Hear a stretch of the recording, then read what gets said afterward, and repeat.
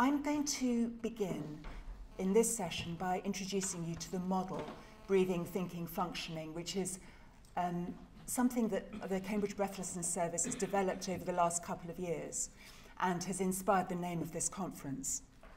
And it's really a very practical approach to help us understand breathlessness and why it perpetuates in patients, and also to help us work out how to focus our management. So it's practical above all things. During this 45 minutes, and I may lengthen this into an hour because there's always more that I can say, I'm going to introduce you to a patient called Mr. James. He's a real person, and I'm going to call him Mr. James, as a longitudinal case that I'll keep coming back to as we go along. I just turn that on. And by coming back to him, I hope it'll explain the story of how one can practically use this approach. So to tell you about Mr. James, wonderful, thank you. He is a gentleman with stage 3 COPD in his 70s who used to work in the building trade and inevitably well-used joints, has osteoarthritis, and various other comorbidities. And his COPD, his breathlessness was quite bad, but things came to a head one day when he was walking along on the Norfolk coast with his family and his wife, and they were running late for something, and his wife urged him to go faster and took him by the arm, and he got very breathless and then began to get very frightened and had a full-blown panic and actually thought he was dying. I know this will be familiar to us as a story. And paramedics got called. He wasn't admitted, things settled down. But since then, things were going went rapidly downhill, and he'd become increasingly housebound and actually had been labelled as being agoraphobic. A psychology services referral had been made. And when we first made contact with him, first of all, he wasn't really sure about meeting us. I put a quote for him: I don't really like talking about my breathing. It actually makes it feel worse. And I don't know if that's a familiar thing to you, that talking about breathlessness with people actually makes them feel bad sometimes. So we have this paradoxical role of trying to deal with our breathlessness, sometimes without talking about it too much. But he was also really angry. Why have I been referred to all these people? I'm not a loony. Inevitably, his wife was struggling and quite depressed as well. And I know that we're a very experienced group of people here, and we've all met many people who are breathless, but just there's no harm at the start to remind ourselves of what a huge problem this is. Quotes on the left there from a study that Sarah Booth ran from patients, and on the right from the carer. I think that one, he says he can't breathe, but he has enough air to yell at me, is very pertinent. And the important point of the impact of this symptom, oh dear, the impact of this symptom on carers is absolutely profound. Thank you. Another point I want to make, which I'm sure you're aware of, is of the social isolation of people who are breathless. Sometimes in the breathlessness service, we go through Cambridge, and I just have this sense of behind all these doors, there are all these people who are never seen. And we sometimes have the privilege going into their houses. But Elkington did a study which showed that people in their last year of life with COPD, about half of them leave their house never or less than once a month. So these people are just not seen. So breathlessness is a challenging symptom. There's no doubt about that. That's perhaps why we're all here, because it's not easy to manage. And I want to start off by talking about why it's so challenging, and then bring out of that how the model developed and how it can help us both understand and manage breathlessness. So, why is breathlessness so challenging? I'm sure if we did a straw poll or put our hands up, we could come up with a myriad of reasons, but I want to pull out a couple which I think are extremely fundamental and at the root of why it's so challenging.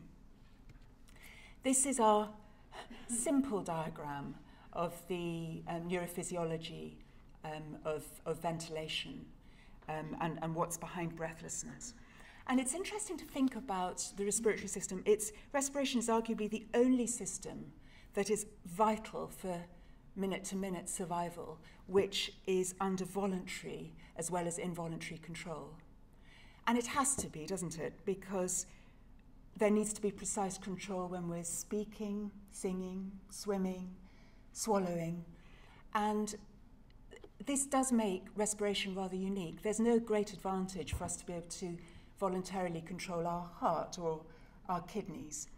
And this is part of why the neural circuitry has to be so complex, and also why there's such a cortical awareness of breathing. As well as all of that, this whole system needs to take into account the metabolic demand for breathing, the ventilatory drive, and also feedback on the state of the respiratory pump, on the state of the lungs and chest wall. So it does need to be complex, and that of course makes it hard to understand. I have to say that this diagram I showed you is really, it's really an overview. That means our next speakers come, by the way, so we can all relax. It's really hard to understand, and the slide I showed you is hypothetical, but is the best understanding we have at the moment. And it also makes it difficult to know how to tackle the symptom. The second reason why breathlessness is particularly challenging is that we perceive it as a threat to survival. Actually, that's not that inappropriate, is it? If you consider that breathlessness is a better predictor of mortality on admission to hospital than FEV1. Consider that cancer patients who are breathless have a median survival of only 19 days. So it is a threat. It's a very serious symptom. And threats are picked up in the limbic-paralimbic system. These are fMRI pictures showing with those blue crosshairs crossing particularly at the right anterior insula, which is in paralimbic cortex. And it picks up these potential threats to survival, homeostatic threats, not just breathlessness, pain, thirst, and hunger. And the important thing is that these threats have to generate a profound emotion, which then is sufficient to motivate a behavioral change in the acute situation, because that is how we survive. So this poor man who's being chased by a bear is a threat to his survival. His brain lights up and he's off and he's running. And I have to say, where I got this picture from, he did survive. You'll be glad to know. And this is all very helpful in the acute situation and also for our breathing. You know, if somebody dunks our head into water, we need to get profoundly angry and anxious to the extent that we can get ourselves out of the water and so on. However, in the chronic situation, those thoughts and behaviours become maladaptive, and they're not only unhelpful, they actually perpetuate the symptom. And this is where the vicious circles that form this approach, this model, start coming in. And I'm going to go through each of breathing, thinking, functioning. I'll start with thinking and functioning because they're a bit easier, one by one. And they will be familiar to you, I'm absolutely sure. So the thinking vicious circle, we all know, is almost an inevitable part of feeling breathless. Breathlessness and anxiety come hand in hand. The breathlessness causing anxiety with thoughts of what does this mean, am I going to survive, and so on, which then in turn, the anxiety worsens the perception of breathlessness. And this cycle, of course, leads to panic. And anxiety also will cause muscle tension, which worsens the work, increases the work of breathing. So in a number of ways, the anxiety, the emotions and thoughts that surround the breathlessness make it worse. So that's straightforward. This is also very, very familiar, and I know there's so many physiotherapists in the room, and this is absolutely our bread and butter, isn't it? Which is the deconditioning vicious circle, where that sense of breathlessness, it being a threat, it being harmful, wanting to avoid it, it's not a nice feeling, stops people from being active, which in turn, of course, leads to deconditioning, muscles becoming weaker, using oxygen less efficiently, and worsening the breathlessness. And carers, their well-meaning attempts to help actually compound this. Let me do it for you, and so on.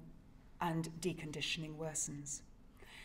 Now, the breathing vicious circle is also a very important one, and it's a strange thing, that breathing, isn't it? Which is that when we think about our breathing, it's very easy for it quickly to get into an inefficient breathing pattern.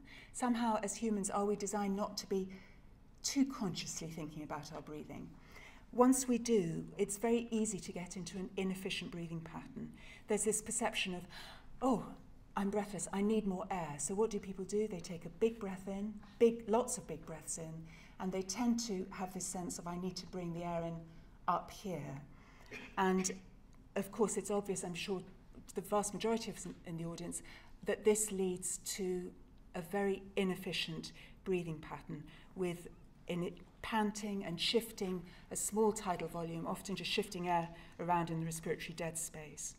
And of course, bringing air in here, people start working hard and using their accessory muscles of respiration. And all of this increases the work of breathing. The accessory muscles add to the ventilatory requirements, indeed.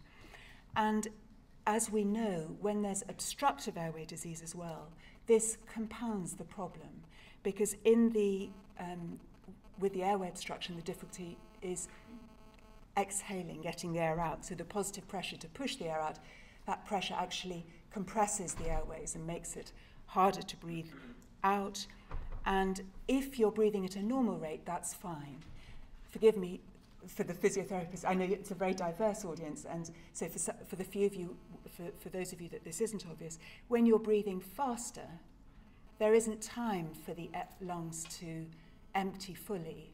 And so the next breath comes on top of the last bit of the last breath, and you end up with breath stacking. And eventually you get to a point, I don't know, you don't need to do this, it's not a very nice feeling, but if you take a big breath in and then try and breathe at the top of full inspiration, it's very uncomfortable. There's a restrictive mechanical disadvantage on the respiratory muscles because the chest wall just can't expand that much more. And this massively increases the work of breathing. And in fact, one can only increase your ventilation when you're dynamically hyperinflated by breathing even faster. And that even faster breathing worsens the whole problem. So it's vicious circles within vicious circles. It's interesting to think whether this breath stacking, I'd be interested in your views at the end, whether breath stacking occurs without obstructive pathology. We were joking within the Breathlessness Service that maybe it happens when one's anticipating talking in a conference, but one has to think about actually emptying one's lungs. So this, and here's a picture of what's happening in dynamic hyperinflation, and at that point where the arrow is the point where people start prolonging their out-breath and getting out of this trap, this vicious circle of dynamic hyperinflation.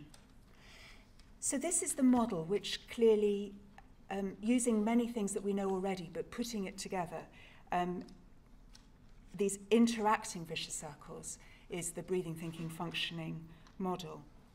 And I just, before I come back to Mr. James, just want to do a tiny aside, which is to think, why does this happen? Sorry, I just couldn't resist that picture of the baby human with the baby orangutan just walking, crawling together. But very seriously, why does this happen, this tangle of thoughts and emotions, these series of interlocking vicious circles? Is this a human feature? My sister's hamster was put in the wrong sawdust a couple of weeks ago and breathed it all in and got a terrible wheeze and was breathing very, very fast, but it didn't look very distressed. We weren't aware of it sort of taking big breaths in and panicking and lying around it all. And also small humans, toddlers, can have a profound amount of respiratory distress, but actually just aren't particularly worried about it. So is this a feature of the way that humans think, our higher, if we want to call it that, thoughts and emotions? And I think it's interesting to think that along with the great apes, we have a particular power of empathy and awareness of other people's emotions, which is very helpful in evolutionary terms, because it helps us look after our children, it helps us build a strong society that helps us survive. But perhaps we could argue that it's not very helpful in the sense that awareness of other people's emotions means that we're very aware of our own. We have a self-awareness, an interoceptive awareness of what's going on the inside, and it's perhaps that leads to these vicious circles. So maybe it's the flip side of our evolutionary advance. Anyway, that's theorizing, but it's an interesting thought. These are pictures of empathetic apes, just like we behave. So, coming back to Mr. James for the second of 3 times, when we explained for him, remembering it was the thinking vicious circle with the panic and the functioning vicious circle, he pretty much, he only had stage 3 COPD, but he was pretty much housebound, and it was apparent what was going on. And we explained to him that these were normal feelings and behaviours in response to breathlessness that had led to these vicious circles. And he was very engaged by that, and his wife, and indeed actually got quite tearful at the thought that it did make sense. He wasn't going mad, and he could see why things had got worse and worse when actually his underlying respiratory disease wasn't the worst. And he said, I've spent years strapped to scaffolding and I was never frightened. And it was a relief to him to realise that his feelings were quite normal. But this, of course, leads to how does one manage it? And I do remember him saying how, yes, it all made sense and that was an enormous relief, but how was he ever going to get more fit when he was so breathless and couldn't move around that easily? So the breathing, thinking, functioning model does help explain why the symptom perpetuates, often when it's out of keeping. Particularly, I think it's valuable when the degree of the sensation of breathlessness, the perception of it, is out of keeping with the underlying pathology. Sometimes, of course, even without underlying pathology in people with dysfunctional breathing patterns. And in fact, we've had a series of patients just in the last few months where we've been able to identify each time what it was, the trigger that made things suddenly get a step worse. And then these vicious circles explained why things perpetuated. So we had one lady without underlying pathology who had the flu, quite a lot of sputum, answered the door, and somehow some sputum she was aware of it in her upper airway, and she had a little bit of stridor, but that led to a panic and led to a whole massive problem with dysfunctional breathing patterns and feelings of breathlessness. And we've had many, many patients like this, and like Mr. James. So let's think now how the model can help give a rationale and also direct focus management. Thinking about management, can we go back to think about those challenges? I don't know about you, but this sense of out of every challenge comes good things, opportunities, is certainly what helps me get out of bed on the bad mornings. And this is no exception. We talked about the complex neurophysiology, and the bad consequence of that is there isn't a magic wand. If there was, we probably wouldn't all be here. There isn't one thing which really helps breathlessness. So a single drug, and we will talk about the evidence behind drugs in a second, is usually not the solution. But the flip side of that is because it is so complex, we can attack the symptom from many angles concurrently, which is, of course, the complex intervention of what we're all trying to provide. The other challenge we talked about was how it's worsened by the attempts to avoid it, which perpetuates the symptom. But this leads to the rationale and the focus for how we intervene. I'm going to talk about the first 2 boxes in red up there, just to give an overview of the evidence. We can't really have a conference about management of breathlessness without just going behind the scenes and talking about the evidence base. And I'm not going to go in detail, but I've given you slides and slides of reference of the key references, which when you access the electronic version of this, you'll be able to read. And then we'll talk in more practical terms about the bottom right-hand box there, which is using the model to focus management. So we talked about drugs not being this magic wand. Let's just think about that in a little bit more detail. Opioids, as you know, are an evidence-based treatment for the palliation of breathlessness. However, we mustn't forget that the meta-analyses and various studies show that the size of the benefit is not huge. It's probably a bit less than 10%. And that's of debatable clinical significance. The Currow study there, the one from 2011, showed that the minimal effective dose was the lowest dose that they tested in their study, which was 10 milligrams of morphine a day. And I want to suggest that in our experience, we find, and I really, again, would be very interested in your experiences, that even 0.5 milligram, and certainly 1 milligram of Oromorph, clearly you can't give it as MST, is often enough to make a sizable difference to the breathlessness without adverse effects. So possibly in the Currow study, and I know David Currow will be here later, possibly even smaller doses, if they'd been tested, could have had some benefit. Benzodiazepines, we do use them, don't we? Particularly when people are panicking with breathlessness and in conjunction with opioids in the terminal phase. But just keep in mind that the systematic review that was done by Simon and colleagues in 2010 doesn't show significant evidence of benefit. And probably their only role is in people who are too frightened to even hear or engage. And just something needs to get the panic out of the system before people can begin to think about the non-pharmacological approaches. Oxygen, again, it will be familiar to you that despite what actually a huge proportion of healthcare professionals and certainly patients think, oxygen overall doesn't seem to palliate breathlessness. Certainly not in cancer, and in COPD, if at all, just a small amount. And the challenge is that the people who are going to benefit, you can't predict them. It doesn't seem to correlate with the degree of hypoxemia. Bear in mind, though, I am talking here about patients without the most severe hypoxemia, PO2s of less than 7.3 kilopascals, and those patients do benefit in terms of survival as well as quality of life and breathlessness from long-term oxygen therapy. But here I'm talking about SBOT, short burst oxygen therapy.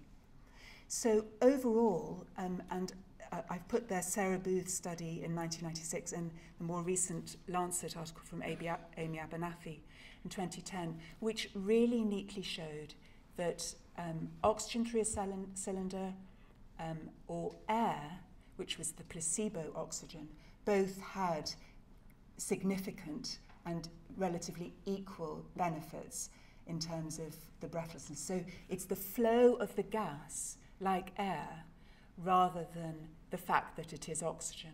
And that, of course, is the rationale for using the fan, and we'll talk a bit more about the handheld fan in a minute. And I've put there a summary of the guidance, but in effect, the most important thing is that we explain to patients that, contrary to what one might imagine, oxygen isn't as helpful for breathlessness as all that, and to take a critical look at whether it really does help that patient or whether they just think that it ought to be. I don't know if you're aware of this study which was published in the BMJ earlier this year, which is the first pretty good safety study of benzodiazepines and opioids in severe respiratory disease. It's not an experimental study, which would be more definitive and has all the biases of an observational study, but it's good because this was a population of over almost 2,500 Swedish patients, started on LTOT. So these are the unwell people who are quite hypoxemic. And they showed, looking at correlations within this cohort, and it was a prospective longitudinal cohort study, that benzodiazepines did increase the chance of dying. And there was a dose-response effect. Opioids also did, with a dose-response effect, but low-dose opioids, under 30 milligrams of morphine a day, had no correlation with worse survival. And interestingly, when the low-dose opioids were combined with benzodiazepines, that also wasn't associated with an increased chance of death. So there does seem to be growing evidence, and we're aware of it anecdotally as well, that low-dose opioids, with or without benzodiazepines, seem to be safe. So to finish talking about drug therapy now, I want to go on and think about non-pharmacological treatment.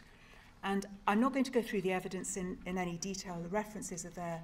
Pulmonary rehabilitation clearly is a good thing. But bear in mind that this rehabilitative approach can be useful really right to the very end of life. So people with the most severe, I'm not talking about maybe the last few hours, but people with the most severe disease. I've given you a reference, Wewell, who showed that alternate day telephone calls to COPD patients with stage 4 COPD were pretty much housebound, encouraging them to get on with the activity of daily living.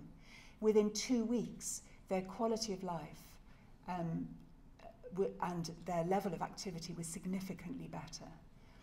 It didn't actually, the breathlessness was no better, but that's probably because they were moving around more and making themselves breathless, but their sense of control and well-being and their quality of life was improved. Neuromuscular electrical stimulation. Can I have a show of hands who uses this regularly? Interesting. Nobody. Okay. So this is basically like, sorry, I think of it as souped up TENS. So there's a stimulator which you stick on to the quadriceps and can stimulate muscles to about 20 or 40% of their maximal contraction. And the muscles contract and relax, and it's a form of exercise in an armchair. And the evidence for this is really good. Now, why are we not using it? It's possibly because exercise is better, and it also allows you, if you're active, to get to and do what you want to be doing. But I'd have thought getting exercise while sitting in an armchair would be quite appealing to people. I think from our point of view, it's a very passive approach. And self-management is really about engaging people in an active approach. Chest wall vibration is also the other really evidence-based thing. Do you know what this is? Basically, you stick a flak jacket on and you put vibrators in, and then you shake very, very, very hard with all the vibrators on, and people's bodies go like this, and it's not surprising that they don't feel breathless. The fact that all the afferent feedback from their chest wall is now cancelled out probably by all this shaking is probably how it works, but in real life, this is not something that we're going to go around doing. So the interesting thing comes when these diverse array of non-pharmacological treatments are grouped together as a complex intervention, as a response to the complex pathophysiology, tackling the symptom from many different angles in a very individualized way. And by chance, I think, because this conference was planned well before, just in the last week, 2 really big studies have come out in support of the complex intervention, the Breathlessness Service type of approach. So the King's Breathlessness Service in London, their study was published online last Wednesday, and in that study, they showed that this service, which was early, it was in the respiratory clinic and involved meeting doctors, an outpatient, an allied health professional in the community at a total of 3 occasions. The outcomes, the primary outcome of mastery, not breathlessness itself, but mastery of breathlessness, so a sense of control and confidence in managing it, there was a significant improvement.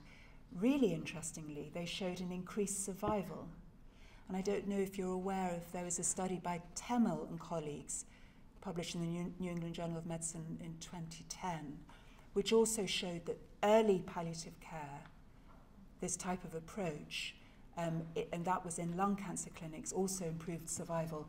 I mean, I think it's early days, and perhaps there are confounding factors, but it's certainly interesting to try and hypothesize why that is.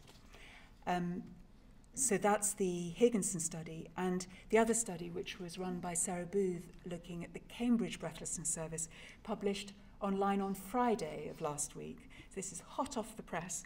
And And the primary outcome there was the distress from breathlessness.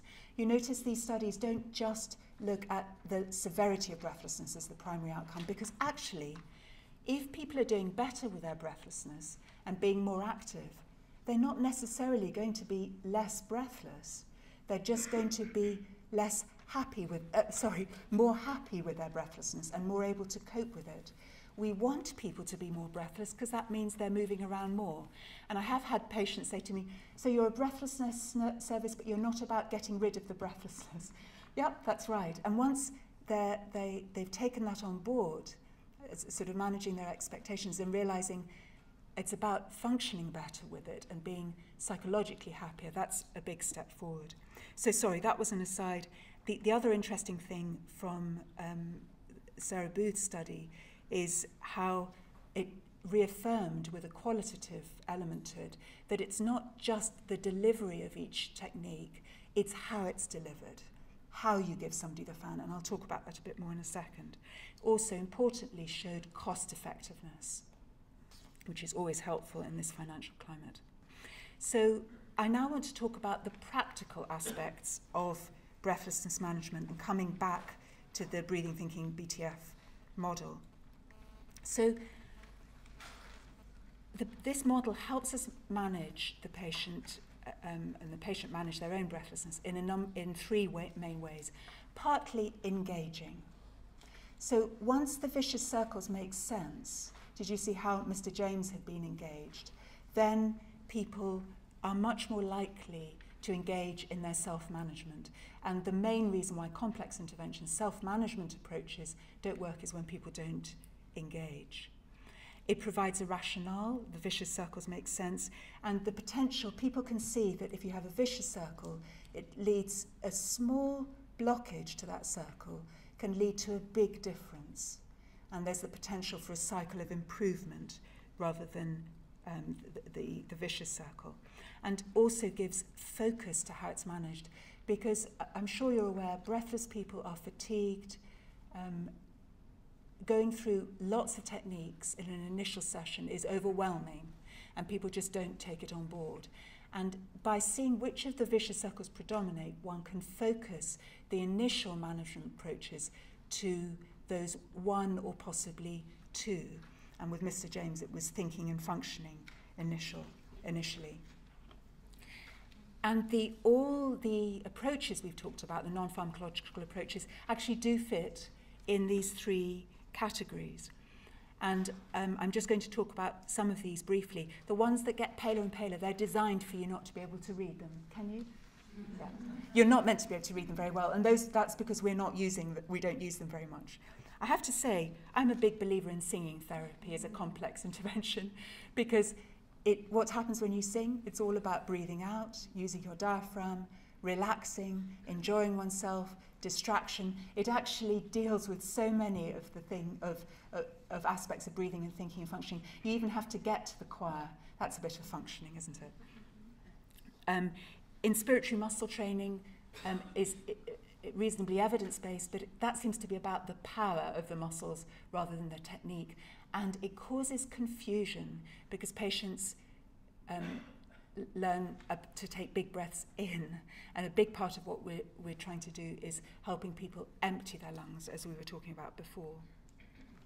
Non-invasive ventilation, although there's a little bit of evidence behind that, I think that gentleman on non-invasive ventilation is very unusual. He looks pink and cheerful. And would you feel like that if somebody put a mask forcibly on your face, made sure no air could escape? No, I don't think so. So in terms of impact on quality of life, perhaps survival in acute exacerbations of COPD, I don't think it's great. So breathing, thinking, functioning, the next 3 slides from a practical angle. Want to talk about 2 breathing techniques, and for those of you going to the practical session workshop in the afternoon looking at this will be gone into in more detail, but I realise not all of you can go to that because of limits of sizes of the workshop, and we just thought we'd mention an overview of it now.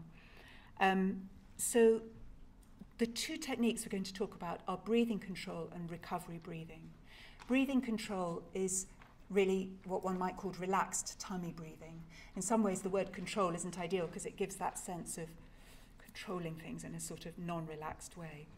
And Catherine, a physiotherapist in our service, has coined the 3 R's, where the tummy rises, and then as one relaxes, the tummy falls and you relax the breath out, and then perhaps even rest a bit, not rushing for the next breath. A bit like the waves on a beach. And visualization is quite important here. And this is not, I don't think, one of the easiest techniques to teach. It's definitely working as a doctor within the breathlessness service, when I know that I definitely need the support of my AHP colleagues. Some people get this very easily, and then I can teach it. But for many people, actually, as soon as you start thinking about your breathing, it all goes wrong, as we were talking about before. And it's about actually learning what not to do so that the right things happen. And in the spirit of not focusing too much on the breathing itself, the things that really make a difference is one's posture and positioning, being really relaxed. I don't know if you want to experiment yourself, perhaps at home, but if one side lies on a bed, it works brilliantly. It's quite hard not to tummy breathe, not to have diaphragmatic, an element of diaphragmatic breathing then. And very much about relaxing the upper part of the body, and then learning to notice without changing the gentle movements of the tummy. Again, these are small movements, and patients think, I need to do big movements of my tummy, and actually the tummy should only move a centimetre or so. So the main thing about breathing control is that for many people, it can't just be learned in a minute, and it's something that needs daily practice. And I often talk with patients about, instead of a drug, and nobody really wants to take drugs with their side effects, this is your daily, like a drug, daily medicine, daily thing that you do. And instead of taking your medicine in the morning, to sit down, perhaps listen to a CD track that we might give, which talks through this relaxed breathing control. Now, recovery breathing is very, very useful in the acute situation. And instead of, when people are very breathless, when it's quite hard to do breathing control, instead of 3 R's, the 3 F's. And this is using the handheld fan, forward leaning, when clearly the diaphragm and so on can function more efficiently, and focusing on the out breath. So this is about emptying, reducing the dynamic hyperinflation that can so easily occur, and slowing the breathing down. And it's helpful to proactively explain it's not that you need more breath in, because as we talked about with the breathing vicious circle, that's what people think. You mean I don't need more breath in when I'm breathlessness? No, you need to empty your lungs, and that will actually make space for the next breath. And although it's counterintuitive to patients, when you explain it, it does make sense. And we often say to lengthen the out-breath. That's particularly useful with dynamic hyperinflation. But for some people with restrictive lung problems and with lung cancer, the lengthening doesn't seem to work so well. It's more about relaxing on the out-breath, which of course will lengthen it a little bit. And this is the technique we teach people, on the wards. You're called to a breathless patient or to somebody's house, and it quickly takes the steam out of the situation. Now, in Sarah Booth's phase 3 study that I was mentioning just before, as you can see here from the bit of the results that I've emphasised, it's not just the provision of the intervention, it's how it's delivered. And over again, we come across patients who've been just given a fan. Try this, it'll help your breathing. But it doesn't. They put it away because it doesn't make sense, and it looks a little bit like quackery. Does this really work? This little plastic thing. And I'll just go into this into a little bit more detail about the fan to emphasise that point. It's how you give the fan that matters. And so I often start with just asking patients if they've noticed that when they're feeling breathless, fresh air or opening the window is helpful. And guess what? Everybody says yes. And then in the shower, oh yes, it's always worse then, because of course it's warm and there's not much fresh air around.